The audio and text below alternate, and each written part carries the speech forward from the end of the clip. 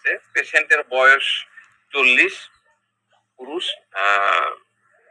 পেশায় সে শিক্ষকতা করে। শিক্ষকতা করাটা তার হলো মানে টাইম পাস, মানে ফিনান্সিয়াল তো নাই, অভাব নাই, ক্রাইসিস নাই, এটা সে করে। তো মূলত সে ডিপ্রেশনের পেশেন্ট। বেশ কয়েক বছর ধরে সে ডিপ্রেশনে আছে। রেগুলার সাইকিয়াট্রিক ড্রাগ তার খেতে হয়। শুরু থেকেই সে মানে সাইকিয়াট্রিস্ট দেখায়, মেডিসিন গুলা খেয়ে যাচ্ছে, তারপরেও কোনো পার্মানেন্ট সলিউশন হচ্ছে না। আপনারা হয়তো এটা জানেন, এটা আমার বলাও ঠিক হবে কিনা জানি না। আমি অ্যাটলিস্ট আমার লাইফে মানে দেখিনি যে সাইকিয়াট্রিক ড্রাগ খেয়ে কেউ ভালো হয়তো থাকছে কিন্তু ছেড়ে দিতে পারছে। প্রেশার বা ডায়াবেটিসের মতন মনে হয় লাইফ লং চলতেই থাকে আর ডোজ বাড়তেই থাকে। এটা আমার পার্সোনাল এক্সপিরিয়েন্স, হয়তো আমি ভুল হতে পারে। তো যাক, তো পেশেন্ট আসছে, তার বড় ভাই মানে আমার সেই পরিচিত বড় ভাই, তার কথায় আমাদের কাছে আসছে ওষুধ খেতে। তো তার ডিপ্রেশন লেভেল অনেক বেশি, ঘুম আসে না, সারা রাত জেগে থাকে, এদিক ওদিক ঘোরাঘুরি করে, এক গাদা এলোপ্যাথি মেডিসিন খেয়ে মানে তার একদম স্বস্তি আসছে না। মেডিসিন সে বলছে যে মেডিসিন গুলো আমি বন্ধ করতেছি, আমার মানে আর দম বন্ধ আসছে, আমি আর পারতেছি না, আমি মেডিসিন গুলোকে বন্ধ করে দেবো, বাদ দিয়ে দেবো। তো রুগী বলছে যে আমার ডিপ্রেশন শুরু হয়েছে আজ থেকে প্রায় 5 বছর আগে। প্রথমে ঘুম আসতো না, ডাক্তার ইনসোমিয়ার জন্য মানে ওই যে ট্রাঙ্কুলেটিভ যে ঘুমের ওষুধ গুলা দেয়, ঘুমের ওষুধ প্রেসক্রাইব করে। তখন প্রথম দিকে খেলে ভালো ঘুমতো, কিছুটা ভালো হতো আর কি। তবে ঘুমের ওষুধ যখন খাইতাম না তখন ঘুম আর আসতো না। তো এরকম সময় যখন ঘুম আসে না, তখন এরকম সময় মনের মধ্যে অনেক নেগেটিভ চিন্তা চলে আসে, উল্টা পাল্টা থট আসতে থাকে। তো সে সময় কোনো কিছু নিয়ে আমি তাকে বললাম যে আপনি ওই যে ঘুমের ওষুধ খাওয়া শুরু হলো, এই প্রবলেম গুলো হলো, এরকম সময় কি কোনো কিছু নিয়ে কোনো স্ট্রেসের মধ্যে ছিলেন? রোগী বলছে না না, সেরকম না। তবে সে সময় আমার বড় বোন মারা যায়, বড় বোনের কাছে আমি মূলত মানুষ। তিনি আমাকে কোলে পিঠে মানুষ করেছেন, আমরা অনেক ভাই বোন। তো তিনি মারা যাওয়ার পরে আমার মনের মধ্যে অনেক প্রভাব ফেলে। হ্যাঁ, আর ঠিক তার কিছুদিন পরেই ডাক্তার এটাকে ডিপ্রেশন ডায়াগনোসিস করে। তো তখন থেকে আমি এলোপ্যাথি ওষুধ খেয়ে যাচ্ছি। আমি বললাম আর অন্য কোনো সমস্যা ডিপ্রেশন ছাড়া? রোগী বলছে যে আমার নাক দিয়ে সবসময় পানি ঝরতে থাকে, পানি অঝরে পড়তে থাকে, একটু যদি ঠান্ডা লাগে তাহলেই তো কফ ওঠা শুরু হয়ে গেল, কান দিয়েও তরল পদার্থ, তরল পানির মতো বাড়ায়। তো এর জন্য অনেক চিকিৎসা করেছে কিন্তু পার্মানেন্টলি ভালো হয়। আর কিছু আমার চুলকানির সমস্যা আছে, আর চিন্তা ভাবনা না, আর কিছু না। এবার আমি তাকে বললাম যে আপনি আপনার নিজের সম্পর্কে একটু বলেন, এই যে আপনার এই ডিপ্রেশন, আপনার এই অসুস্থতা, এটা নিয়ে আপনার মধ্যে কি ভাবনা হয়? এই কোশ্চেন গুলো আপনারা করবেন রোগীকে, যে আপনার এই অসুস্থতা নিয়ে আপনার কি ভাবনা হয়। এই প্রশ্ন করলে অনেকে আবার ভাবনা বুঝে না, তখন আবার তাদেরকে একটু ভেঙে দিতে হয় যে এটা নিয়ে আপনার কি কোনো টেনশন হয়, এটা নিয়ে কি আপনার কোনো ভয় হয়, এটা নিয়ে মানে আপনার মনের মধ্যে কি প্রভাব ফেলে, এরকম করে ভেঙে বললে রুগী বুঝতে পারে, রুগী তখন উত্তর দিতে থাকে, তখন আপনার জন্য এটা সুবিধা হবে। তো যাক, রুগী বলছে যে মানে নিজে নিজেই বলা শুরু করে দিল যে ডাক্তার সাহেব আমি রাত্রেবেলা দরজা বন্ধ করে ঘুমাতে পারি না। তো তো আমি যখন গোসল করতে যাই তখনও বাথরুমের ভিতর থেকে যে সিটকানি থাকে, দরজার সিটকানি, সেটা বন্ধ করতে পারি না। আর আমার মাথার উপরে আমি তো শাওয়ার ব্যবহার করতেই পারি না, মগ দিয়ে পানি যখন ঢালি তখন যদি 1 সেকেন্ডের জন্য চোখ বন্ধ করি তাহলে আমি আর গোসল করতে পারবো না, আমার গোসল করা শেষ।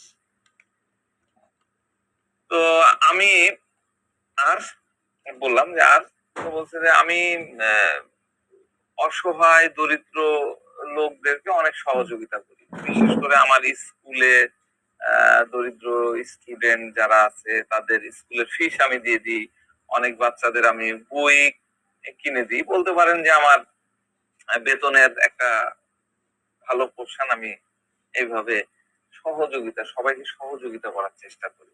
আমি অন্যদের প্রতি খুব সিম্প্যাথেটিক। হ্যাঁ, সাথে সাথে আমি মানুষের প্রতি যেরকম সিম্প্যাথেটিক, সেরকম আমিও চাই অন্যরাও আমার প্রতি এরকম সিম্প্যাথেটিক থাকুক। সে বলছে, ডাক্তার সাহেব, আমার না অনেক তাড়াতাড়ি কান্না চলে আসে, আমি কথায় কথায় অনেক দ্রুত কান্না করে ফেলি, অনেক দ্রুত কান্না করে ফেলি, কাঁদতে কাঁদতে একদম আহ হুক লেগে যায়, দম হুক লেগে যায়, এরকম করে না, এরকম হয় না, এরকম হয়ে যায় আর কি, এটাকে হুক লাগা বলে। তো আমার কান্নাটা এত খারাপ ভাবে হয় যে আমার হুক লেগে যায় এবং মনের মধ্যে একটা সেন্সিটিভিটি চলে আসে। হুক লাগাটা কি বুঝতে পারলেন? কাঁদতে কাঁদতে যে অনেকক্ষণ ইয়ে করতে গেলে হয়। আমি একটা ভিডিও রেখেছিলাম, ভিডিওটা আমি বাইর করতে পারবো কিনা জানি না। এই যে দেখেন, এটা যখন কান্নার সময় হয়, এটাকে মূলত ওই হুক লাগা কান্নাটা বলে। এটা আমার মানে দেখানোর একটা কারণ আছে, এই কারণে দেখালাম। কোনো জিনিস আসলে বৃথা হয় না। আমার মানে হুক হুক লেগে যায়, একটু বুঝলেন। তো আমি তাকে বললাম যে আপনি দরজা বন্ধ করে থাকতে পারেন না, হ্যাঁ, তাহলে আপনার তো বাসায় আমি মানে গেছি, আমি তো জানি আপনার সে আলিশান বাসা, মানে সেই রকম গেলে বুঝতে পারবেন, মানে গেলে যাওয়ার সুযোগ থাকলে বোঝা যাবে আর কি। তো আপনার এই গরমের দিনে আপনি রুমে এসি চালান না, তখন কিভাবে থাকেন? তখন রুবি বলছে, ডাক্তার সাহেব এসি, আরে এসির তো প্রশ্নই আসে না, আমি তো এসি চালাতেই পারবো না। আর কেন? তো বলে যে মানে বলতেছে যে আমি তো সবসময় কাঁথা গায়ে দিয়ে শুই, আর একটু যদি ইয়ে হয়, ওয়েদার একটু কম থাকে, তাহলে আমাকে মাথায় কাপড় জড়ায় ঘুমাতে হয়। অনেক সময় তো ডবল করে পেঁচ দিয়ে কাপড় জড়াতে হয়। আমার রুমে কখনো এসি চালানোর প্রশ্নই আসে না। এমনকি আমার রুমের এসি আমি খুলে রেখেছি। আমার খুব বেশি যদি প্রয়োজন হয় বাইরে গিয়ে বাতাসে শুয়ে পড়ি, কিন্তু আমি এসি চালাই না। মানে একদম নদীর ধারে বাসা, বেশ বাতাস, আমি এসি চালাই না। আমার বাসায় অন্যদের প্রত্যেকের রুমে এসি আছে, তারা দরজা বন্ধ করে দিয়ে এসি দিয়ে ঘুমায়, কিন্তু আমি কখনোই পারি না। আমি জিজ্ঞাসা করলাম, আপনার মেজাজ কেমন? তো রুগী বলছে, ডাক্তার সাহেব, আমি আপনাকে আমার রাগ নিয়ে একটা কাহিনী বলি, হ্যাঁ, তাহলে বুঝতে পারবেন যে আমার মেজাজটা কেমন। তো বলতেছে যে আমি প্রতিদিন সকালে উঠি, একদম ফজরের সময় উঠি, উঠে ভোরবেলায় হাঁটতে বাড়াই, হাঁটতে হাঁটতে হাঁটতে হাঁটতে একদম তিবাদ, আমাদের এখানে নদীর আহ, পাশ দিয়ে, পদ্মা নদীর পাশ দিয়ে একটা লম্বা বাঁধ দেওয়া আছে, এবং ওই বাঁধের উপরে আপনার হাঁটার জন্য খুব সুন্দর করে স্পেস করে দেওয়া আছে। আপনি একদম টানা হাঁটতে পারবেন 4-5 কিলো বা বেশি, আমি লেন্থটা ঠিক জানি না। এবং দুই ধারে গাছ টাছ লাগানো আছে, খুব সুন্দর মনোরম পরিবেশ। তো সেখানে সে সকালবেলা হাঁটতে হাঁটতে হাঁটতে একদম শেষ মাথা টিবাদ পর্যন্ত যায়। তো ওই বাঁধের দুই পাশ দিয়ে আপনার আহ, বিভিন্ন ধরনের, যেমন ধরেন জেলখানা, জেলারের বাসা, ডিসির বাসা, তারপর বিভাগীয় কমিশনার বাসা, মানে বড় বড় অফিসারদের বাসা, একদম এই পুরো 4 কিলোমিটার ধরেই। হ্যাঁ, তো সেটা বলতেছে যে রাস্তায় প্রশাসনের কোন এক কর্মকর্তা, বড় অফিসার আর কি, তার সাথে গার্ড থাকে, সেও হাঁটে। আমি যখন যাই তখন বুঝি যে সেও হাঁটছে। তো দেখা হলে আমরা দুইজন দুইজনকে দেখলে একটা স্মাইল দিই। হ্যাঁ, তো এইভাবেই অনেক দিন থেকে 4-5 মাস ধরে তার সাথে কখনোই কথা হয়নি, কিন্তু সবসময় তাকে দেখলে আমি স্মাইল দিই, সেও আমাকে স্মাইল দেয়। কখনো সালামও আমরা দিইনি বা গুড মর্নিং এরকম কিছুই বলিনি, কিন্তু আমরা দেখি একটা জাস্ট সৌজন্য একটা স্মাইল দিই, বাস হয়ে গেল। আমি বললাম যে কথা বলেননি, স্মাইল, তো কি হয়েছে, এটা রাগের কি হলো? তো বলছে, ডাক্তার সাহেব, একদিন হয়েছে কি, সে আমার পাশ দিয়ে যাচ্ছিল, পাশ দিয়ে হাঁটছিল, জগিং করছিল, তো আমার দিকে সে তাকালো, কিন্তু কোনো প্রকার সে স্মাইল না দিয়ে সে চলে গেল। তখন এটা দেখে আমার মাথার মধ্যে মানে এমন রাগ আসলো যে আমার মনে হচ্ছে আমি ধরে তাকে ওখানে মেরে ফেলবো। আমি বললাম, এটা মানে আমি তাকে বললাম যে এতে আবার কি হলো, সে স্মাইল দেন, এতে কি সমস্যা? তখন বলছে সে, মানে উনি বলতেছেন যে কোনো বিষয় না, কিন্তু আমার টেম্পারমেন্টটা এরকম, হঠাৎ করে আমার রাগ এত সহজে চলে আসে, আর তখন আমার মনে হয় যে আমি তাকে মেরে ফেলি। আমার কাছে মনে হয় যে সে আমার শত্রু হয়ে গেছে, সে আমার হিট লিস্টে চলে আসে। তখন তো আমার এরকম মনে হয় যে আমি হয় তাকে মারবো, নাহলে নিজেকে মেরে ফেলবো, এতটা রাগ চলে আসে। তবে আমি কিছুই করতে পারি না, কিন্তু এইরকম চিন্তা আমার মাথার মধ্যে আসে।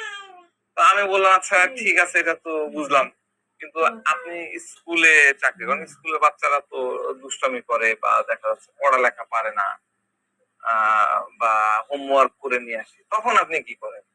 তখন বলছে যে আমি বাচ্চাদেরকে অনেক পিটুনি দিই, হ্যাঁ, তাদের পানিশমেন্ট দিই, আর একবার যদি আমার রাগ চলে আসে তাহলে আর মাথায় কিছু থাকে না। ঠিক আছে, এরকম কথা বললো, আরো অনেক কথা। কথা বলতে বলতে এক পর্যায়ে সে বলতেছে যে ডাক্তার সাহেব, বাসায় যদি পরিবারের কোনো সদস্য কখনো অসুস্থ হয়ে পড়ে, আমি একদমই সহ্য করতে হয়, আমার সহ্য হয় না। আমি তখন ভাবনায় পড়ে যাই, এখন আমি কি করব, কোথায় যাব, কোথায় গেলে তার জন্য ওষুধ পাবো, হ্যাঁ, কোথায় গেলে আমি এমন ওষুধ পাবো যে তাকে 1 মিনিটের মধ্যে সুস্থ করে তুলবো। এরকম আমার মনের মধ্যে এক ধরনের অস্থিরতা তৈরি হয়ে যায়। আমি তো এটা সহ্যই হয় না যে আমার বাসায় কেউ অসুস্থ হয়ে পড়ে থাকবে, বা কারো কোনো জিনিসের প্রয়োজন, কিছু আনতে হবে বা এগোতে আমার কানে যদি আসে, তাহলে আর যতক্ষণ আমি এটা তাকে ওই নিয়ে আসবো বা তাকে হেল্প করব, ততক্ষণ আমি কিন্তু পেরেশান হয়ে পড়ি। মানে আমি, মানে সে বুঝাতে যাচ্ছে যে কেউ অসুস্থ হলো, যতক্ষণ পর্যন্ত তাকে আমি সুস্থ করে তুলতে না পারতেছি, তাকে আমি সহযোগিতা করতে না পারছি, ততক্ষণ আমি স্বস্তিতে থাকি না। আমাকে দ্রুত ছুটে যেতে হয়, কোথায় ওষুধ পাবো, ডাক্তারের কাছে, বিভিন্ন জায়গায়। তো রুগী আরেকটা কথা বলতেছিল, এই জন্য আমি কেসটা বললাম, এটা আমার এক্সপিরিয়েন্স হচ্ছে। সেটা হলো যে রুগী বলতেছিল যে ডাক্তার সাহেব জানেন, আপনি তো জানেন যে আমার পরিবারের সবাই, মানে পরিবারে অ্যালকোহলটা খুব কমন বিষয়। তবে আমি একটা জিনিস খেয়াল করে দেখেছি ডাক্তার সাহেব, আমি যদি অ্যালকোহল খেয়েছি, অ্যালকোহল নেওয়ার পরে আমি যে কাজগুলা করেছি, সেই কাজগুলাই আমার জন্য হয়ে যায় বেস্ট ওয়ার্ক। এমনকি পরীক্ষার হলে যাওয়ার আগেও আমি একটু করে খেয়ে যেতাম, তাহলে ওই পরীক্ষার রেজাল্টও আমার হবে, রেজাল্ট ভালো হবে, এবং আমার রেজাল্ট গুলোও ভালো হয়েছে। ঠিক আছে, এই কথাটা আমি এই কারণে বললাম যে আমার সামাও কোন একটা ইনস্টিটিউট এর এক গ্রুপ পিপুল, স্টুডেন্টদের সাথে আমার খুব ভালো ইন্টারাকশন ছিল। তো তাদের একটা কমন ইয়ে ছিল যে সারা রাত পড়ে টুরে মাথা ব্যথা জাম, পরীক্ষার হলে যাচ্ছে, এই শেষ সময়ের কথা বলছে, তখন ফেন্সিডিল পাওয়া যেত, একটু করে এক ঢোক বা মানে যে পরিমাণ তাদের দরকার, সেই পরিমাণের একটু মানে ওই ফেন্সিডিল বা ওই টাইপের অ্যালকোহল টাইপের জিনিস তারা খেলে নাকি তাদের ব্রেন খুলে যায়। ইভেন দেন মেডিকেল স্টুডেন্টদের কাছ থেকে আমি এটা শুনেছি, আই ডোন্ট নো। আমি তখন আমি যেটা জানতাম না, আমার বিশ্বাস হতো না। আমার তো মনে হয় যে ফেন্সিডিল খাইলো বা ইয়ে খাইলো, তাহলে তো ঝিমুনি আসার কথা, ঘুমিয়ে যাওয়ার কথা, হ্যাঁ, কিন্তু তারা আমাদেরকে বলতো। তো অনেক পরে আমি এই বিষয়টা পেয়েছি। দেখেন, আমার কেস কিন্তু শেষ, আমি একটু আপনাদের সাথে যেহেতু পরের কথাটা বললাম, এটা একটা মেডিসিনে আছে, এই কারণে আমি একটু দেখাবো। এটা হলো, এই যে একটু শেয়ার করি, আমরা রাডারে গেলাম। রাডারে যে আমরা দেখেন, এখানে আমাদের একটা রুব্রিক্স আছে, মেন্টাল মাইন্ড চ্যাপ্টারে ঢুকলাম, mental mental exertion, mental exertion, এই যে wine for mental exertion need, mental exertion needs wine for mental exertion. ঠিক আছে, এইটা এইরকম ক্ষেত্রে মানে ব্রেনের কাজ করার জন্য তার ওয়াইনের প্রয়োজন। তা আমাদের দেশে তো সব জায়গায় আপনি ওয়াইন পাবেন না। ওয়াইনের থিমটা কি? ওটাও তো এক ধরনের অ্যালকোহল, তাই না? তো এই অ্যালকোহল রিলেটেড জিনিস নিয়ে যদি মেন্টাল এক্সারশন হয়, এটা আমি একদম গ্রস লেভেলে বলতেছি, নট শেডেল লেভেল। এটা শেডেল লেভেলে ইউজ করা যায়, মানে সূক্ষ্ম ভাবনা নিয়েও ইউজ করা যায়, সেটা আমি এখন আলোচনা করছি না। আমি বোঝাতে যাচ্ছি, যদি কারো মধ্যে এরকম কোন ইয়ে পান যে ডাক্তার সাহেব আমি এরকম অ্যালকোহল খেলেই আমার এই কাজগুলো অনেক ভালো হয়, বা এই মানে কোন একটা স্টিমুলাই টাইপের জিনিস খেলে আমার এরকম একটা ইয়ে হয়, তখন আপনারা হিপার সালফের কথা ভাববেন। ঠিক আছে, এরপরে আমরা এই এই রুব্রিক্সটা আমি দিয়ে দিচ্ছি কপি করে আপনাদের সুবিধার্থে।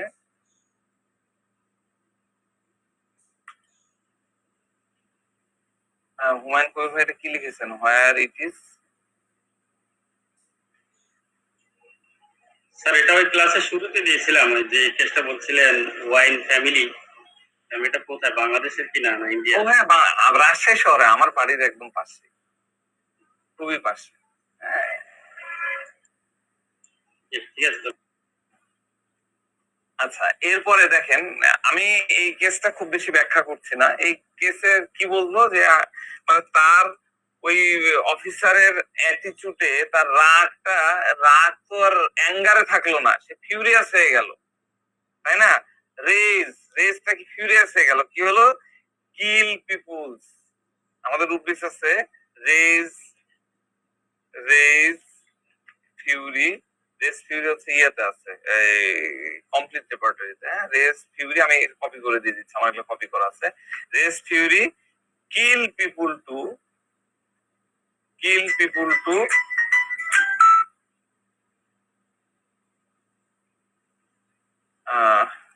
Race fury kill people tries to kill আর কি। হ্যাঁ, তারপরে ওই যে অসুস্থ হয়ে পড়লে তার মধ্যে কি থাকে, ওষুধ কখন নিয়ে আসবো, সে অনেক বেশি কেয়ারফুল হয়ে থাকে, anxiety others about, anxiety family about, এই বিষয়গুলো কিন্তু আমরা একদম সরাসরি কথাই তার মধ্যে পেয়ে গেলাম। আর এই যে হুক লেগে লেগে যে কান্না, আমি যেটা দেখানোর চেষ্টা করলাম, আপনারা মনে হয় বুঝতে পারছেন কিনা, যে বাচ্চারা এরকম যে কান্নাটা, হ্যাঁ, এটা কোত্থেকে আসছে, তার খারাপ লাগার জায়গা থেকে। হ্যাঁ, তো এই পার্সনে কিন্তু সেই কথাগুলাই বলতেছিল। আমাদের রুব্রিক্স আছে হচ্ছে উইপিং বিটার, দুইটা মেডিসিন, হিপারসালফ আর নেট্রামিল, উইপিং বিটার। ঠিক আছে, মানে এটা সম্ভবত কমপ্লিট রেপার্টরিতে এইভাবে দেওয়া আছে, weeping tearful mood general bitterly, weeping tearful general bitterly. ঠিক আছে, কাঁপতে কাঁপতে হুক লেগে যাওয়া। ঠিক আছে, তো হিপারসালফের পার্সনের বিষয়টা কি, এই যে একটু কেউ অসুস্থ হয়ে বললো আর সে অস্থির হয়ে যাচ্ছে, এটাও কিন্তু হলো, আমরা কি জানি হিপারসালফ হলো চিলি পেশেন্ট, তাই না? ফ্রিজের মধ্যে একটু হাত দিল, ঠান্ডা লেগে গেল বা ছাঁচি শুরু হয়ে গেল, তারপরে এই পার্সন কি করছে, কাপড় মাথায় জড়ায় গরমের মধ্যে শুয়ে আছে, গায়ের উপর কাঁথা দিয়ে শুয়ে আছে, আমরা যেটাকে সরিনাম মনে করি, সরিনাম তো এরকম হয়ে শুয়ে থাকে, তাই না? তো হিপারসালফ এরকম, হিপারসালফে আমরা কি দেখেছি, কি নোট গুলাতে মাথায় ডবল ক্যাপ ওয়্যার করে, আর এই পার্সন কি করছে, কাঁথা গায়ে দিচ্ছে, আবার মাথাটাও মুড়ায় ফেলতেছে কাপড় দিয়ে। তো যাক, এই পেশেন্টকে হিপারসালফ 1 ml একটা ডোজ দেওয়া হয়েছিল। 15 দিন পরে রুগী আসলো, এসে বলছে যে ডাক্তার সাহেব আপনি, মানে আমি আরো ওষুধ দিয়েছিলাম, মেন ওষুধ তো ছিল একটাই, তো বলছে যে আমি 1 নাম্বার ওষুধটা খেলাম, সে রাত্রে আমার প্রচন্ড ঘুম আসলো, কি খাওয়ার পরেই আমার ঘুম চলে আসে। তো ঘুমটা খুব ভালো হলো, ওই দিন তো আমার ওষুধ খেতে হয়নি। তারপরে আপনাকে কি বলবো ডাক্তার সাহেব, আমার জীবনে এরকম চমৎকার ঘুম আমি আর কখনো পারিনি, কখনো আমার এরকম আর হয়নি। আর আরেকটা জিনিস আমি খেয়াল করে দেখেছি ডাক্তার সাহেব, সেদিন আপনাকে বলা হয়নি, আমার কিন্তু প্রচন্ড অ্যাসিডিটির সমস্যা, রেগুলার 2টা করে আমাকে গ্যাসের ট্যাবলেট খেতে হতো। তো ওই যে আপনার প্রথম ওষুধ খেয়ে এই যে এই কয়দিন, 15 দিনের এই কয়দিন আমাকে আর কোনো গ্যাসের ওষুধ খেতে হয়নি। আমি তো ভুলেই গেছি যে আমার অ্যাসিডিটি বলে কিছু আছে। তাহলে এই বিষয়টা কি, সেটা আমরা তো তাকে অ্যাসিডিটির ওষুধ দিইনি। আমাদের এখানে অনেকেই আছেন আমরা হোমিওপ্যাথি করি, তারপরে আমরা বলি যে হ্যাঁ ওই ওষুধটা দিলেন, তো এবার একটু ব্যথার ওষুধটা দেন, একটু গ্যাসের ওষুধটা দেন, হ্যাঁ একটু ওই যে সর্দি দিয়ে জন্য এটার জন্য একটা আলাদা ওষুধ দেন। বিষয়টা তো তা না। আমরা হোমিও ওষুধ যদি ওয়েল সিলেক্টেড হয়, আমরা তো কোনো অসুখের ওষুধ দিই না, আমরা তো পার্সনটাকে দিই। তাহলে ওই ওষুধটা কি করবে, ওই ওষুধটা আপনার শরীরের বিভিন্ন প্রবলেম, সেটাকে সে তার সক্ষমতা আছে ঠিক করার। তো তো যাক, এইভাবে সে প্লাসিবোর উপরে 6 মাস ছিল, পরে আরেকটা পটেন্সি দেওয়া হয়, তারপরে সে মোটামুটি ডিপ্রেশন কাটাতে সক্ষম হয়েছে। মজার ব্যাপার হলো, পরে তার বিয়ের বয়স হয়ে যাচ্ছিল, বিয়ে তো হচ্ছিল না, এরকম ছেলেকে কে বিয়ে করবে, সে তো নিজেই স্টেবল না। তো পরে তার বিয়ের কথাবার্তা পাকা। হ্যাঁ, তো আহ, সে পরের একটা ফলো আপে আমাকে একটা কথা বলেছিল, যেটা খুবই ভালো লেগেছে আমার। সেটা হলো যে ডাক্তার সাহেব, আগে তো আমার বাড়ির কারো যদি কিছু হইতো, তখন তো আমার মনে হয় অস্থির হয়ে যেতাম, কোথায় যাব, কোথায় নিয়ে যেতে হবে, মেডিকেলে নিয়ে যাবো না কোন ডাক্তারের কাছে নিয়ে যাব, কে একে দ্রুত তাড়াতাড়ি ঠিক করে দেয়, এক ধরনের অস্থিরতা। আর যখন পারতাম না তখন আরো ডিপ্রেশন বেড়ে যেত। কিন্তু এর মধ্যে হয়েছে কি, আমার ভাবি হঠাৎ করে অসুস্থ হয়ে পড়ে। হ্যাঁ, তো হ্যাঁ, আমি দায়িত্ব নিয়ে তাকে টেক কেয়ার করেছি, তাকে হসপিটালে নিয়ে গেছি, কিন্তু আমার মনের মধ্যে ওই রকম অস্থিরতা, ওরকম অ্যাটিচিউড এরকম আসেনি। আগে তো হতো কি, আমার এই অস্থিরতা দেখে আমার পরিবারের লোকজন আমাকে বলতোই না, যে তাদের কিছু আমাকে দূরে সরে যায়, তুই যা এখান থেকে, যা পরে আসিস। তো এখন আমার মধ্যে আর ওই রকম নাই, আমার ওই অ্যাটিচিউড গুলা চেঞ্জ হয়ে গেছে।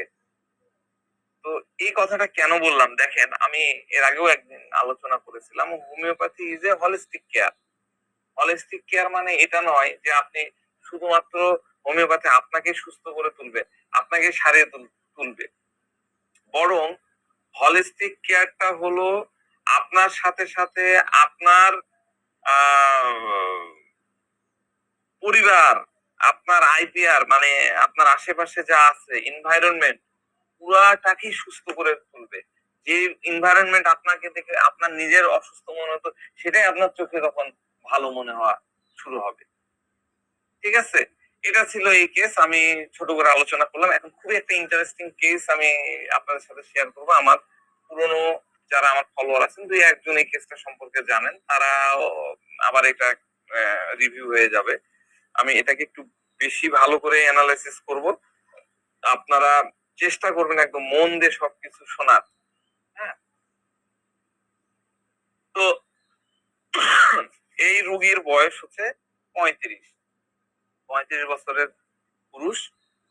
সে আমাদের এখানে একটা বেস্ট বাই বলে একটা শোরুম আছে। বেস্ট বাই হলো আপনার সেখানে ইলেকট্রনিক্স প্রোডাক্ট, বিভিন্ন অ্যাপ্লায়েন্স, ফ্রিজ, টিভি, মেলা কিছু পাওয়া যায়, অনেক বড় একটা শোরুম। তো সেই শোরুমের সে সেলস ম্যানেজার। তো রুগী বলছে যে গত পরশুদিন থেকে আমার নাক দিয়ে পানি ঝরছে, ডাক্তার সাহেব আমার নাক দিয়ে পানি ঝরছে, মনে হচ্ছে যে আমি যেহেতু শোরুমে, আমার শোরুমটা এসি, মানে সেন্ট্রাল এসি, এসির মধ্যে থাকতে হয়, এবং বিভিন্ন কাজের জন্য, ব্যাংক, তারপর বিভিন্ন পার্টির জন্য আমাকে কিছুক্ষণ পর পর বাইরে যেতে হয়, বিভিন্ন কাজে বাইরে যেতে হয়।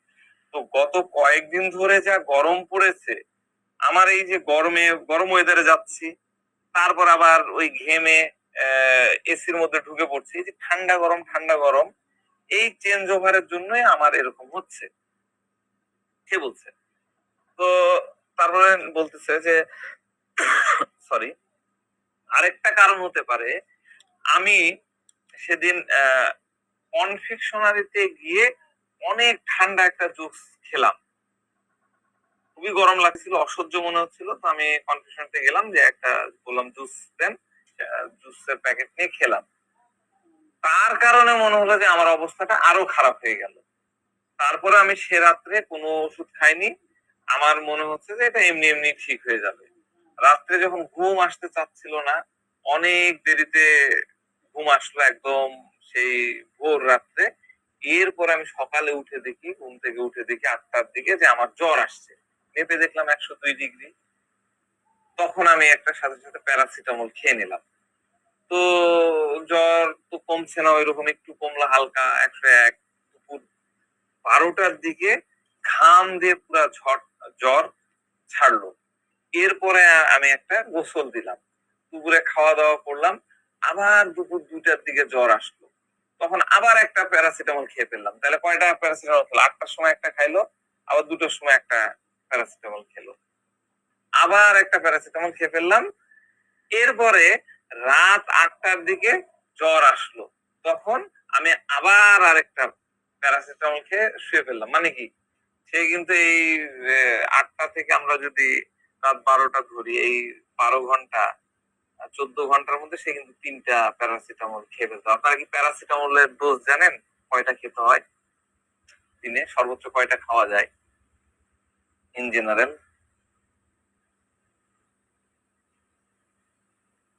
জানি না, 2টা স্যার সর্বোচ্চ। বলে তো 4 ঘন্টা অন্তর না অন্তর। না, কোথায় তুমি 4 ঘন্টা পাইলা? প্যারাসিটামল খুব ক্ষতিকর একটা ট্যাবলেট। হ্যাঁ, এটা ওভারডোজেস হয়ে গেলে অনেক বড় ক্ষতি হয়ে যেতে পারে। তা আমার কথা না, প্যারাসিটামল কি করে, ইন্টারনালি এটা ঘামিয়ে দেয়, ভিতরে সোয়েটিং তৈরি করে, তাই না? ডিহাইড্রেট করে ফেলে। এই কারণে প্যারাসিটামল খেলে দেখবে অনেক দুর্বল হয়ে যায়।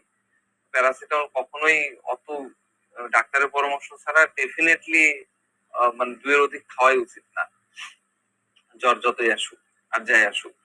তো যাক, আম, সে মানে 14 ঘন্টায় 3টা প্যারাসিটামল খেয়ে ফেললো। এই যে বেশি বেশি খাওয়া, কোনো রূপ বিষের কথা কি মাথায় আসে? বুলিমিয়া? না না, ওটা তো খাই খাই ভাব। স্যার ওই eating more than she should have.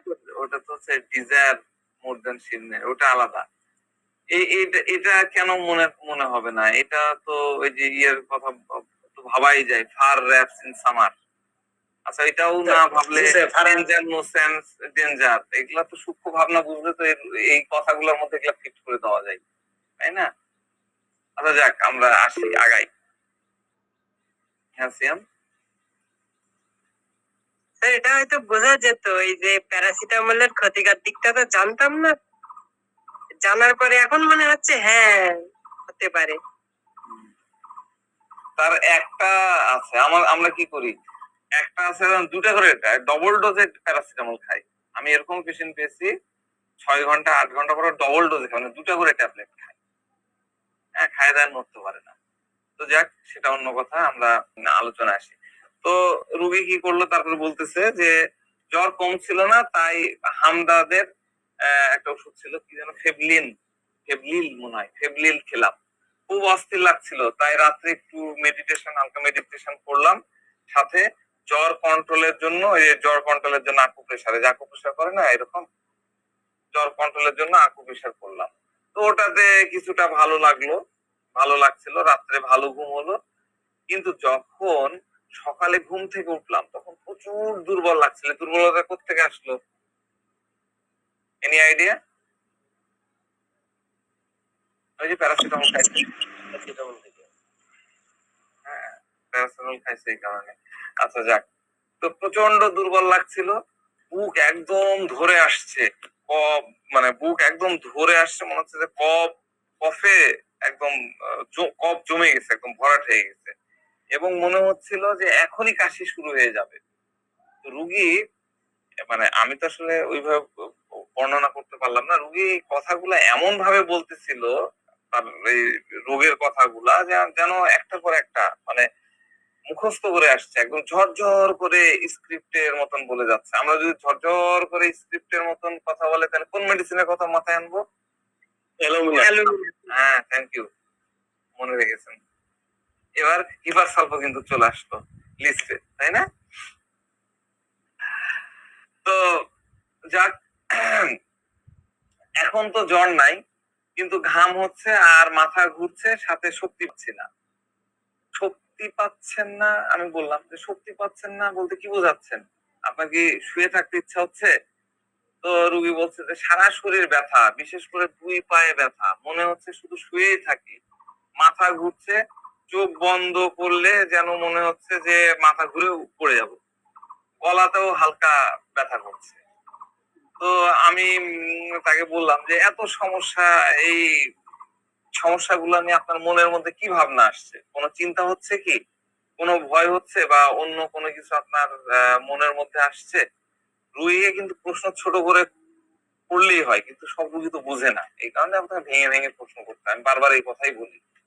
তো গতকাল রুগী বলতেছে যে গতকাল অসুস্থ হওয়ার পর থেকে তো আপনি অনেক কিছু করছেন, হ্যাঁ, এই এলোপ্যাথি ওষুধ খাইছেন, হামদর্দের ওষুধ খাইছেন, আকুপ্রেশার করেছেন, মেডিটেশন করেছেন, সবকিছু করছেন।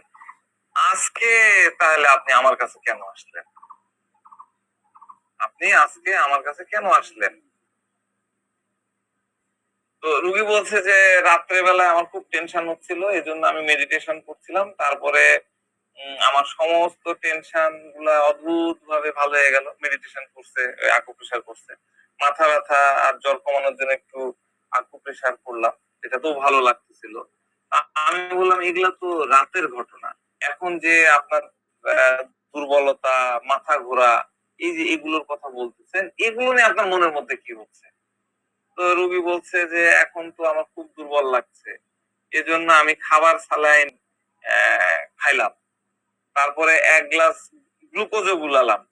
খাবার স্যালাইন খাইছে, খায় গ্লুকোজ গুলালো, গুলায় গ্লুকোজ যেই একটু খেয়ে 2-1 ঢোক খেতে গেছে, তখনই আমার পুরা শরীরটা একদম মনে হচ্ছে একটা বমি হয়ে যাবে, ঘেঁটে উঠলো। আমি পুরা গ্লাসটা শেষ করতে পারলাম না, আমি রেখে দিলাম। এরপর দুর্বলতা দূর করার জন্য আমি একটা আপেল খেলাম আর কয়েকটা খেজুর খেলাম, তারপরে 1 গ্লাস দুধও খেলাম। তো যদিও দুধ খেতে আমার মোটেই ইচ্ছা হচ্ছিল না, তারপরেও আমি দুধ খেলাম, দুধটা 1 গ্লাস খাইলাম যাতে আমার দুর্বলতা সেরে যায়। তা আমি বললাম যে দুধ খেতে কি মানে ইচ্ছা হচ্ছিল না, এটা কি এখন না আগেও আপনার এরকম দুধ খেতে ইচ্ছা হতো না? রুগী বলছে আজকে ইচ্ছা হচ্ছিল না, আগে তো আমি দুধ খেতাম, দুধ খেলে আমার দুর্বলতা ভালো হয়ে যাবে, এই কারণে আজকে আমি জোর করে দুধ খেলাম। যদিও আমার দুধ খেতে তখন মোটেই ইচ্ছা হচ্ছিল না, এই গ্লুকোজটা খাওয়ার পরে গাটা একদম গুলিয়ে গেল। তো যাক, আমি বললাম যে আপনার তো মাথা ঘুরছে বলছেন, আবার দুর্বল লাগছে, তো আপনি একা একা কেন আসছেন? আপনার সাথে কাউকে নিয়ে আসলেন না কেন? তো রুগী একটা মৃদু হাসি দিল। হ্যাঁ, এমন ভাবে হাসি দিল আর এমন একটা লুক দিল, মনে হচ্ছে যে আমি তাকে একটা ফাও একটা কোশ্চিন করে ফেলেছি। তো সে উত্তর দিচ্ছে যে আমি একটা অটো রিজার্ভ করে নিয়ে এসেছি। তা আমি বললাম যে অটোতে যখন উঠলেন, অটোতে করে যখন আসছিলেন, তখন কি আপনার মাথা ঘুরছিল না? তো বলছে যে মাথা ঘুরছিল, তবে আমার মনে হচ্ছিল আমি সবকিছু সামলিয়ে নিতে পারবো।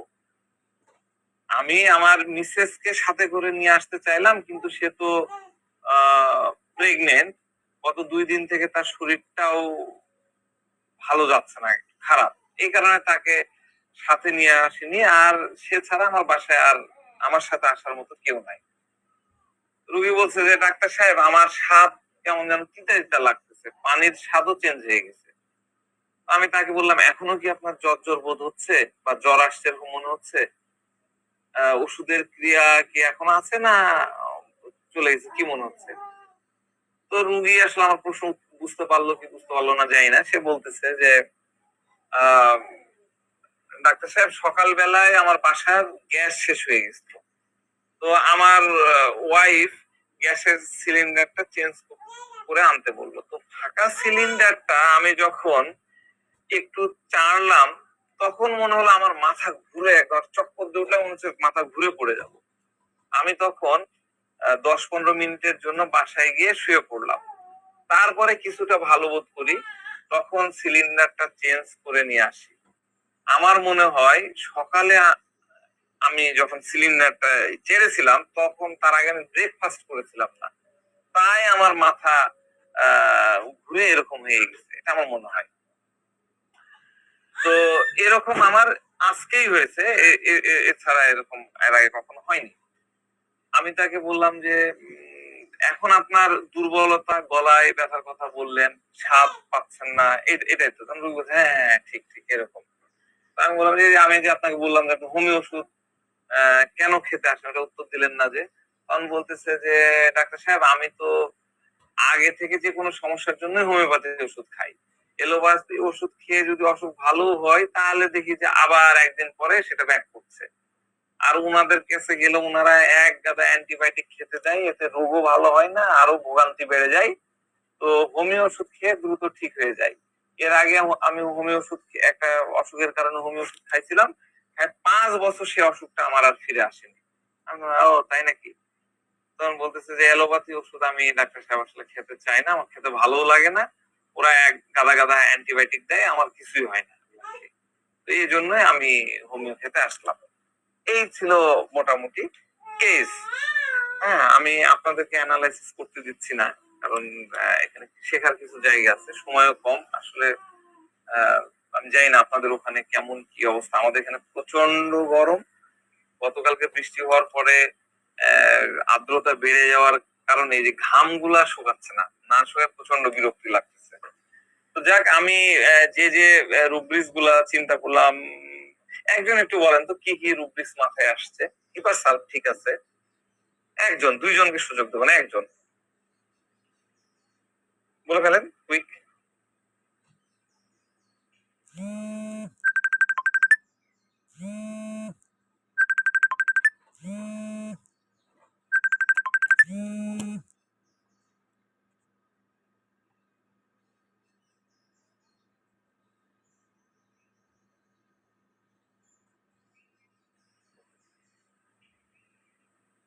কেউ একজন?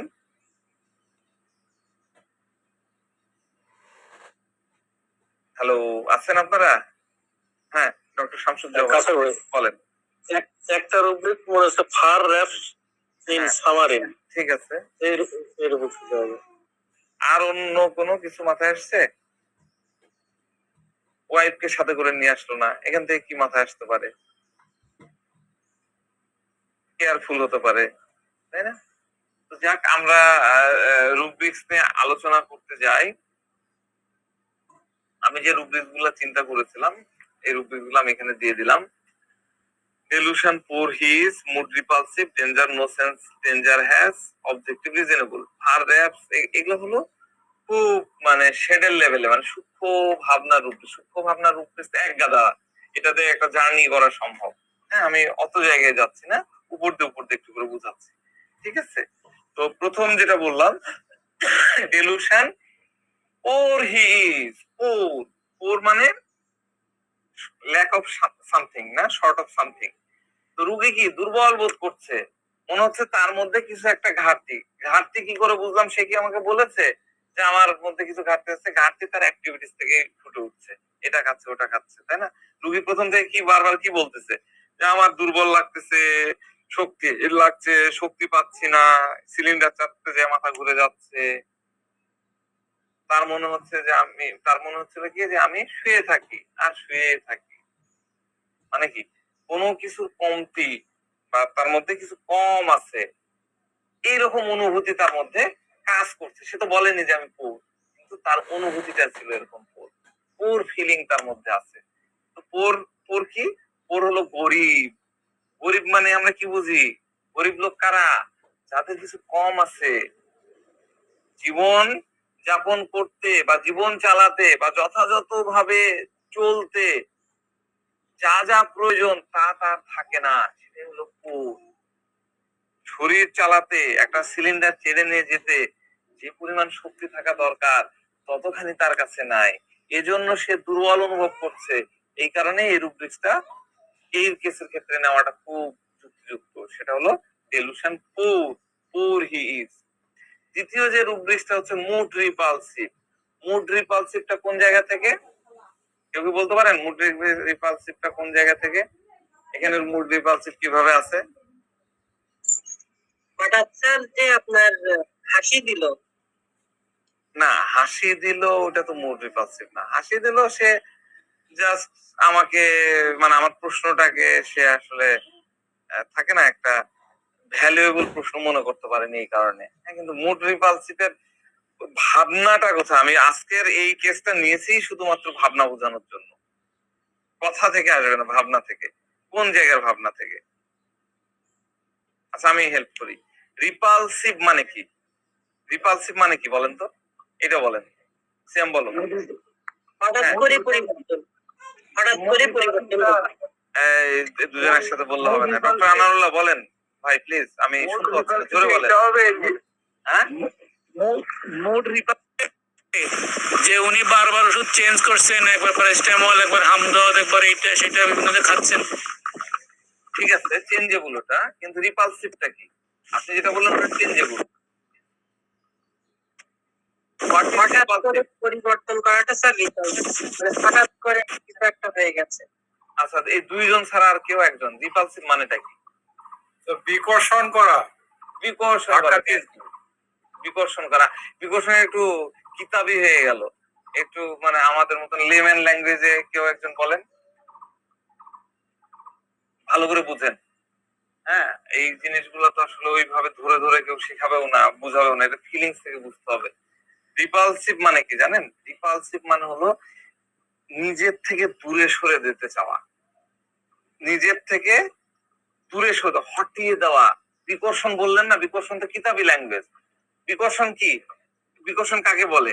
ধরেন এটা একটা চুম্বক, হ্যাঁ, এটা একটা চুম্বক, এটা হলো নর্থ পোল, এটা নর্থ পোল। আমরা যদি নর্থ পোলকে দুইটাকে যদি সামনাসামনি নিয়ে আসি, তাহলে কি করবে? দুদিকে হটাই দিবে, তাই না? দূরে সরাই দিবে, এক মাথা আরেক মাথাকে সরাই দিবে। এটা রিপালসিভ। হ্যাঁ, রিপালসিভ আরেকটা ভালো মানে হলো ঝাটকা দিয়ে ফেলে দেওয়া, ঝাটকা দিয়ে ফেলে দেওয়া, ধাক্কা দিয়ে ফেলে দেওয়া। ভুল করবেন কখনো, এটা মনে রাখবেন। তাহলে আপনি আপনি কোন জিনিসকে দূরে সরিয়ে দিতে কেন চাইবেন? কেন একটা জিনিসকে আপনি দূরে সরিয়ে দিতে চাইবেন বলেন দেখি, বলেন। শ্যাম বলো, কেন তুমি একটা জিনিসকে দূরে সরায় দিবা? যখন আমার এটা সহ্য হচ্ছে না বা পছন্দ হচ্ছে না। একটা, হ্যাঁ, পছন্দ হচ্ছে না, এটা এটা রাইট অ্যান্সার। যখন বিরক্তিকর। বিরক্তিকর, এটা আরেকটু দূরের অ্যান্সার, কিন্তু মূল জায়গাটা আমার পছন্দ হচ্ছে না। বিরক্ত তো পরের ব্যাপার, হতেও পারে নাও পারে, কিন্তু আমার পছন্দ হচ্ছে, আমার পছন্দ হয় না। আপনি আমাকে বিরক্ত করছেন, আপনি বিরক্ত করো না, তা আমার আপনার পছন্দ হয় না, আমি আপনাকে দূরে সরাই দেবো। খুব ইজি করে বোঝানোর চেষ্টা করছি। হ্যাঁ, এটা আবার অন্য কোথাও যে কোট করেন না, আমি আপনাদের বোঝানোর জন্য চেষ্টা করছি। আপনার যে জিনিস পছন্দ হবে না, আপনি সেটাকে দূরে সরাই দেবেন। ধরেন আমার একজনকে পছন্দ না, আমার সিয়ামকে পছন্দ না, এখন সিয়াম খালি বারবার আমার কাছে আসতে চাইছে। হ্যাঁ, সিয়াম স্যার আপনার কাছে একটু আসি, আপনার কাছে একটু আসি। তো এই যে আমি একবার নিষেধ করলাম, এবার 2-3 বার নিষেধ করার পরে সিয়াম যখন খালি বারবার আমার কাছে আসতে চাচ্ছে, এবার আমার মধ্যে তৈরি হবে বিরক্ত। বিরক্ত কিন্তু আগে তৈরি হচ্ছে না। সিয়ামের প্রতি আমার, সিয়াম তুমি আমার অন্যভাবে নিও না, বোঝানোর জন্য বলছি, সিয়ামের প্রতি আগে থেকে আমার ওকে ভালো লাগে। এবার সে আমাকে কিন্তু আমি তার উপরে বিরক্ত না, ভালো করে বুঝেন, আমি তার উপরে বিরক্ত না, কিন্তু সিয়াম স্যার একটু আসি না প্লিজ, স্যার আপনার পাশে একটু বসে থেকে দেখি না রুগী কিভাবে দেখেন। এবার আমার মধ্যে বিরক্ত লাগতে চাই, তুমি যাও। মানে বিরক্তি হয়ে গেলে আমি এরকম করতে পারি। তো এটাই হলো কেন হলো, আমার মধ্যে বিরক্ত তৈরি হচ্ছে, বিরক্তিকর অবস্থা তৈরি হচ্ছে, এই কারণে আমি দূরে সরাই দিচ্ছি। তো বিরক্তিকর পরিস্থিতি যখন তৈরি হয় বা রিপালসিভ পরিস্থিতি, এরকম পরিস্থিতি যখন তৈরি হয়, তখন আমরা কি করি? আমাদের ফার্স্ট কাজ হচ্ছে আমরা অ্যাভয়েড করতে চাই, আমরা তাকে অ্যাভয়েড করতে চাই। আমরা কিভাবে অ্যাভয়েড করি? অ্যাভয়েড করার সিস্টেম কি? এবার বলেন, আমরা কিভাবে মানুষকে অ্যাভয়েড করতে পারি? আপনারাই আনসার দেন, রুব্রিক্স আপনাদেরকে দিয়ে আমরা বুঝি। আমরা মানুষ ওই যে গত পরশুদিন একটা কেস দিয়েছিলেন, ওই যে একটা বাচ্চা মায়ের বুকের উপর উঠে কিল বাগায় দিয়ে ছড়াই দিল, এটা এটা ওটা তো এক্সট্রিম অ্যাভয়েড। কিন্তু ধরেন যে আমি কাশ্মীর আপার কাছে যাচ্ছি, হ্যাঁ, কাশ্মীর আপা আমাকে অ্যাভয়েড করতে চাচ্ছে, কিভাবে কিভাবে অ্যাভয়েড করবেন? কাশ্মীর আপা বলেন, ডক্টর কাশ্মীর, আপনার কথাই শুনি না কখনো।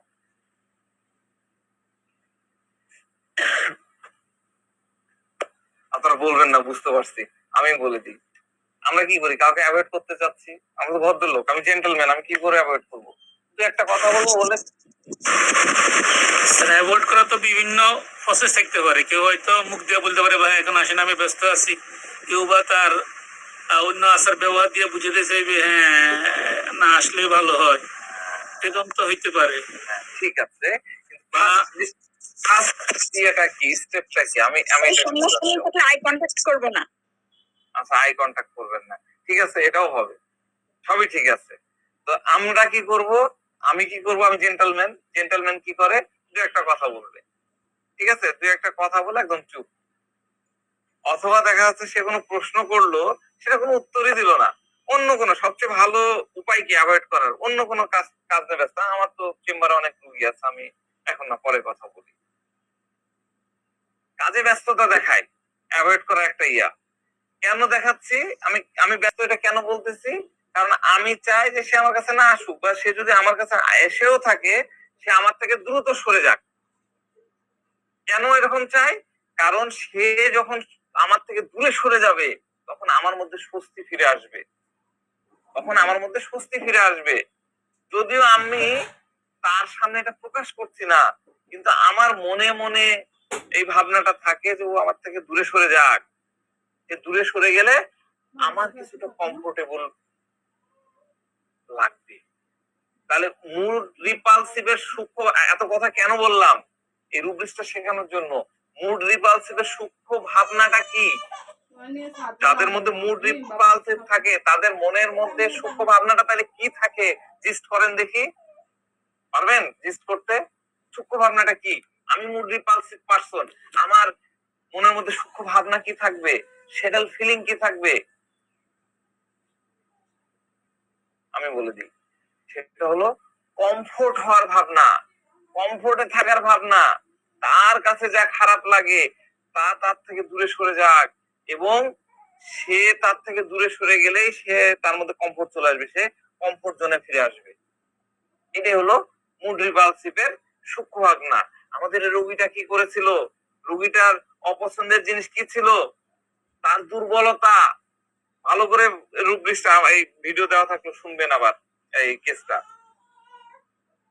তার দুর্বলতা, এটা তার মোটেই পছন্দ ছিল না, এবং সে চাচ্ছিল তার থেকে দূরে সরাতে। কিভাবে? সে কি বলেছিল আমাকে যে ডাক্তার সাহেব আমার দুর্বলতা হচ্ছে আমার সবচেয়ে বিরক্তিকর রিপালসিভ জিনিস, আমি এটাকে দূরে সরাতে যাই? সে কিন্তু বলেনি, কিন্তু তার অ্যাক্টিভিটিস, তার ভাবনা আমরা বুঝে নিলাম। কিভাবে বুঝে নিলাম? সেই দুর্বলতা সরানোর জন্য কত কি করেছে, কত চেষ্টা করেছে। ওই সময় তার মাথার মধ্যে ছিল যেভাবে হোক না কেন তার দুর্বলতা তার থেকে দূরে সরাতে হবে। এজন্য সে তার মন চাচ্ছিল না। গ্লুকোজ খাওয়ার পরে গা ঘেঁটে গেল, তারপরও সে এক গ্লাস দুধ খেয়েছিল। নানান কিছু ট্রাই করেছিল, আরাম করেছিল, ওভারডোজে প্যারাসিটামল সবকিছু করেছিল, তাই না? আপেল খেয়েছিল, খেজুর খেয়েছিল। তার মানে কি? সে মনে প্রাণে চেষ্টা করতেছিল দুর্বলতা তার থেকে সরে যাক। তো দুর্বলতা হটানো মানে নিজে থেকে দূর করে দেওয়া। এটাই হলো মুড রিপালসিভ। কত মানে ডিপ লেভেলের থিঙ্কিং থেকে মুড রিপালসিভটা এখানে নেওয়া গেল। এই লেভেল আপনাদেরকে নিতে শিখতে হবে, নিতে পারতে হবে। তো রিভার্সাল ব্যক্তি ওই সমস্ত জিনিস যা সে পছন্দ করে না বা যা তার কাছে ঠিক মনে হয় না, সে নিজের থেকে, নিজের জীবন থেকে বা তার আশপাশ থেকে চিরতরে সরিয়ে দিতে চায়। সে ওইটাকে মোটেই সহ্য করতে পারবে না, তাকে নষ্ট করে দিতে চাইবে, তাকে ত্যাগ করতে চাইবে। কেন? কারণ সেটা যদি তার আশেপাশে থাকে তাহলে তার কমফোর্টটা নষ্ট হয়ে যাবে, সে কমফোর্ট জোন তার থেকে হারিয়ে যাবে। এই কারণে সে মুড রিপালসিভ করে থাকে। বুঝতে পারলাম? হজম করতে হয় নাকি? না না, সহজ বুঝছি। কিন্তু কথা হলো, দেখেন কতগুলো রুব্রিক্স চলে আসবে। আমি যদিও রুব্রিক্স দিইনি, কিন্তু তার মধ্যে হিপারসালফের মধ্যে ওই রকম পরিস্থিতি বা ব্যক্তি বা জিনিসকে হটানোর শক্তি থাকে না। আমরা বারবারই চিৎকার করে করে বলছি, আমি চিৎকার করে করে বলি যে হিপারসালফ হলো কাওয়ার্ডিশ। এরা স্বভাবগত কাওয়ার্ড। আমাদের রুব্রিক্স আছে না, কাওয়ার্ডিশ। রুব্রিক্স হচ্ছে কাওয়ার্ডিশ। শারীরিক সক্ষমতা বা মানসিক শক্তি তাদের থাকে না, এজন্য সে ফ্রাস্ট্রেটেড থাকে, ভেতরে ভেতরে পড়তে থাকে, জ্বলতে থাকে। এ সময় তাদের মনের মধ্যে নানা ধরনের ইম্পালস আসতে থাকে। রোগী যদি অপছন্দের জিনিস দেখে, তার পছন্দ হচ্ছে না, তখন তাকে রিপালস করে দূরে সরাই দিবে, প্রয়োজনে জ্বালিয়ে দিবে, ভেঙে দিবে। এই জন্য আমরা রুব্রিক্স পড়েছিলাম কি? আমরা বলেছিলাম কিল ডিজায়ার টু, কি বলেছিলাম? কিল ডিজায়ার টু বারবার wants to kill his customer. কাস্টমারের দিয়েই তার ফ্যামিলি চলে, তার রুজি রুটি হয়। নাফিদের কাস্টমার না নাবিদের রুজি রুটির ব্যবস্থা করে, আর স্লাইটেস্ট প্রবলেমের কারণে তাকে দেখলেই, কাস্টমারকে দেখলেই তার মনে হয় যে আমি মেরে, বিশেষ করে তার কাছে যা জাস্টিফাইড মনে হয় না, এই হিপার সালভের কাছে যা যা জাস্টিফাইড মনে হবে না, আইনসঙ্গত নীতিসঙ্গত মনে হবে না, তখন তার মনের মধ্যে এরকম ভাবনা আসবে, সে স্ট্যাব করবে। Impulse morbid stab to others to stab, আমরা বলেছিলাম impulse morbid stab to others to stab, impulse morbid violence করে ফেলতে পারে। ঠিক আছে, সে এতটাই ফ্রাস্ট্রেটেড হয়ে যায় কিল ডিজায়ার টু লাভড ওয়ান। আমরা আগে দেখেছিলাম ভালো পর্যায়ে হিপাসাল চাইল্ডকে লাভ করে, ফ্যামিলিকে লাভ করে, আর এখানে কি দেখছি, তার মধ্যে ইম্পালস তৈরি হয়ে যাচ্ছে, kill desire to love one, kill desire to throw children, sudden impulse to fire into, আগুনে পুড়ে মারতে চাই নিজের লাভড বাচ্চা, নিজের সন্তানকে। তো এগুলাতে কি বোঝায়, তার ফিলিংসটা কি বোঝায়? রুগী এসে বলবে আর আপনি দিবেন তা না, তার ফিলিংসটা কিভাবে বোঝায়? মানে হলো সে সব ধরনের বেঠিক জিনিসকে নষ্ট করতে চায়, যা তার চোখে যা যা বেঠিক মনে হয় তা সে শেষ করে দিবে, শুধরিয়ে দিবে। সে নিজেকে কমজোর দেখতে চায় না, তার কাছে মনে হয় আমার দুর্বলতার কারণে আমি অন্যায়কে শেষ করতে পারছি না, এটা তার মধ্যে কুড়ে খায়, বনিয়ামিন বলে না কত সুন্দর করে, কুড়ে খায়। এজন্য সে গালিগালাজ করতে তার মন চায়, কিন্তু সে তো কাওয়ার্ড, তার গালি দেওয়ার সাহস নাই, তখন সে কি করে, মনে মনে গালি দেয়।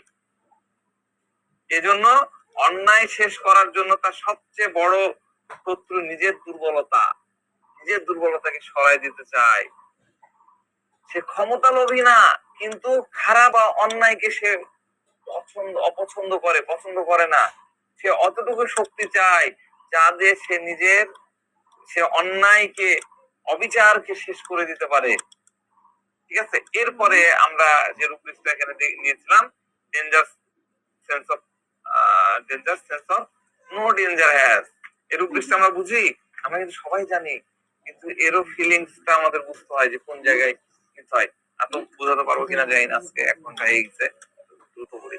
ডেঞ্জার মানে কি? ডেঞ্জার মানে বিপজ্জনক, ঝুঁকিজনক, শঙ্কাজনক, তাই না? ডেঞ্জার মানে তো আমরা সবাই জানি। এমন কোন ডেঞ্জার কি বস্তু হতে পারে, ব্যক্তি হতে পারে, বা একটা পরিস্থিতি হতে পারে যেটাতে ক্ষতির সংখ্যা থাকে, বিপদের সংখ্যা থাকে।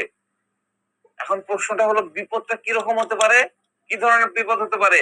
আর্থিক বিপদ হতে পারে, শারীরিক হতে পারে, ব্যক্তির ইমেজ, সোশ্যাল যে ইমেজ থাকে সেটা হতে পারে, ধর সম্পত্তির ক্ষতি হতে পারে, যে কোনো প্রকার ক্ষতি হতে পারে, মানে তার লোকসান হবে, আঘাত পেতে পারে, এমনকি আঘাতে তার জীবনও চলে যেতে পারে, বা জীবন চলে যাওয়ার ঝুঁকি থাকতে পারে। এটাই ডেঞ্জার। তার মানে ডেঞ্জার যেখানে করা থাকে সেখানে আমাদের সাবধান থাকতে হয়, সাবধান থাকার প্রয়োজন। সাবধান না থাকলে আমাদের লোকসান হয়ে যেতে পারে। ডেঞ্জারের ফিলিংস আমরা বুঝলাম। এর পরের অংশ কি?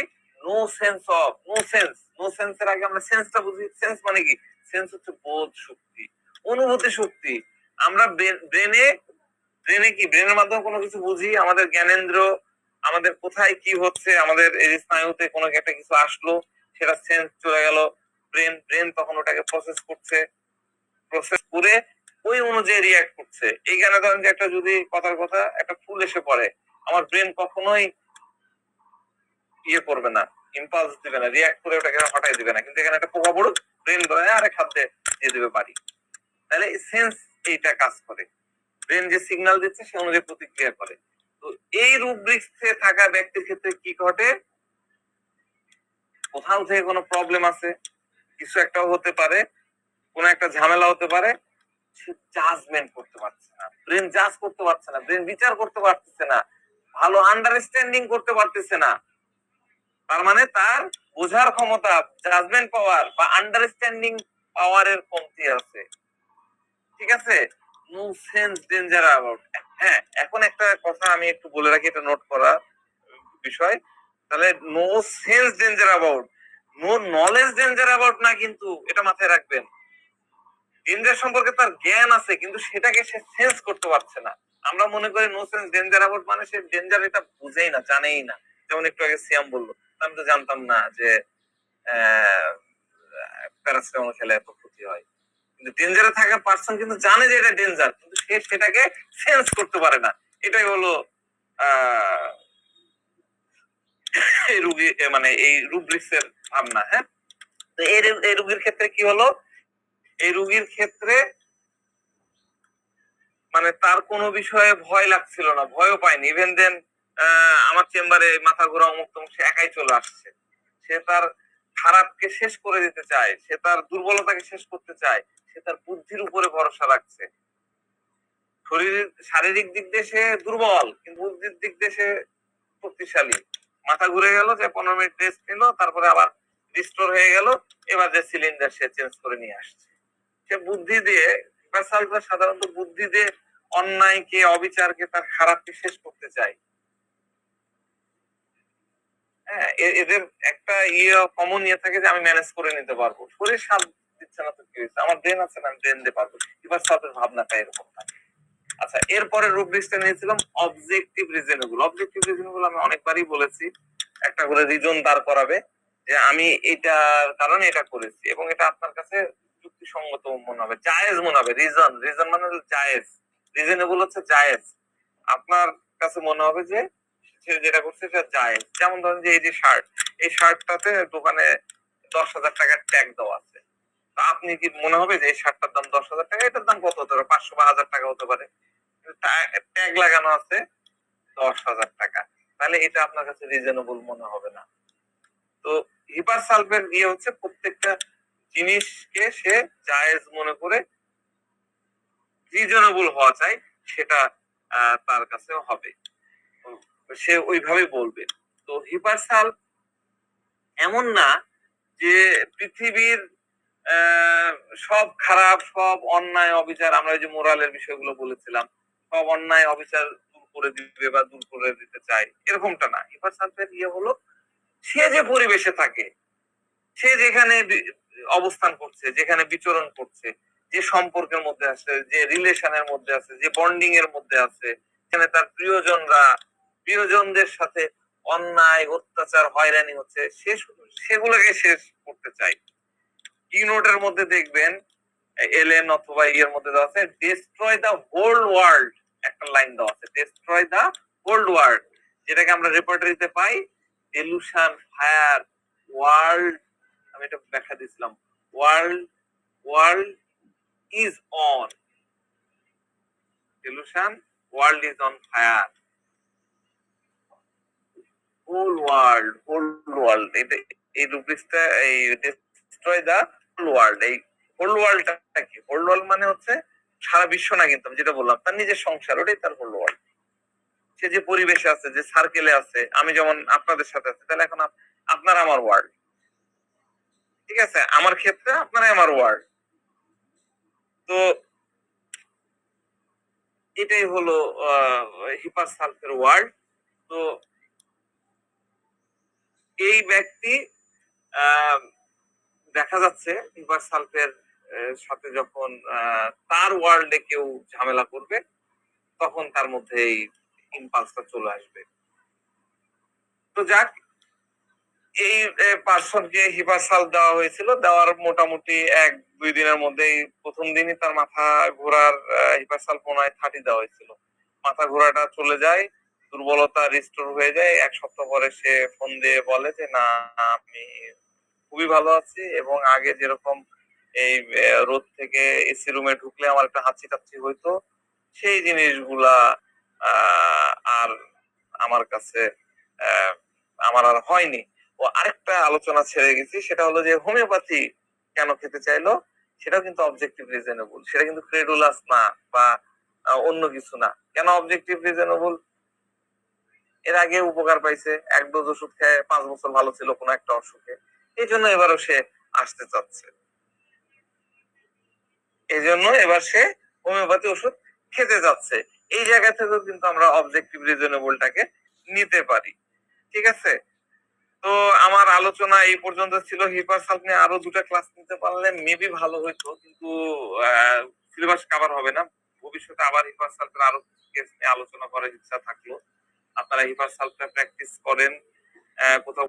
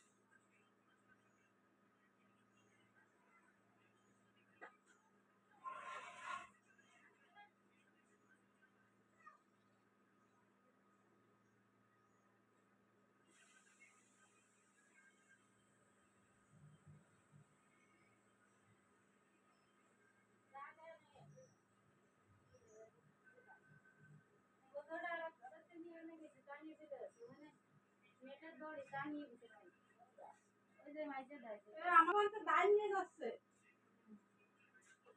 এই বোতল নিয়ে আগে যাচ্ছে ঘরে কি বোতল দুধের বোতল এটা কি আপনার ঘরে না আমার ঘরে কোনটা দেখি তো কোন জায়গা থেকে তো নমুনা তোমার ঘরে ওষুধ কিনেছে কার গাড়ি আমার কাছে এই মাসুম ভাই হয়তো গেলে কাউকে যে বোতলগুলো সব দিতে কইছে আপনাকে ধরো বোতল আমাকে বোতল কালকে ওকে দিয়ে দিচ্ছে দুধ আনবো বোতলের খোঁজ নেই ওই যে নেটের গাড়ি ওই জায়গায় গ্যারেজ চালু করে না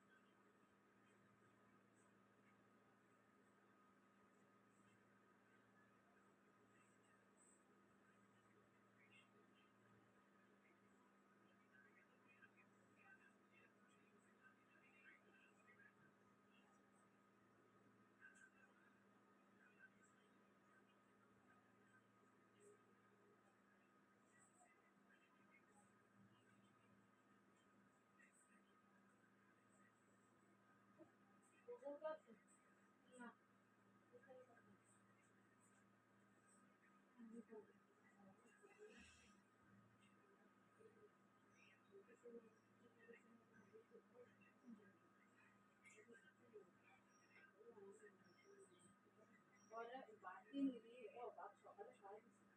দিন ভরে খায় না বাড়ে না কি করে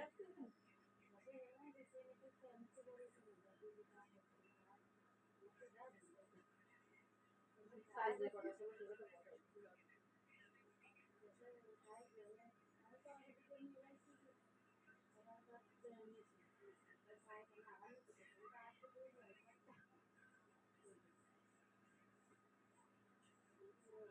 তরমুজ কেবল খাইয়ে গেছে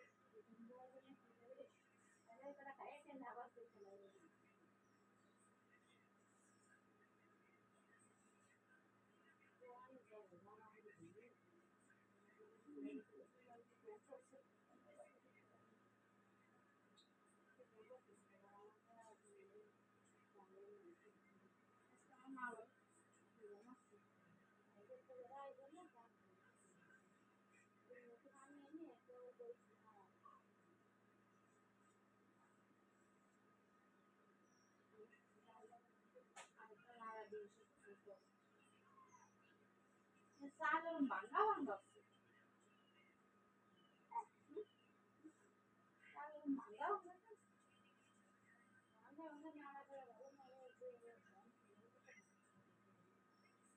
ভিজা থাকতে কি ওরম ভেঙে যায়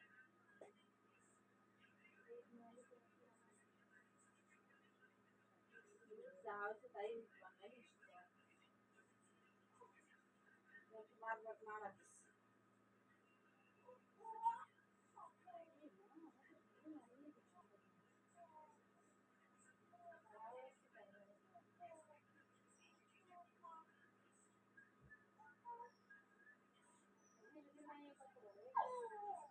লোকটা বলো আমি কথা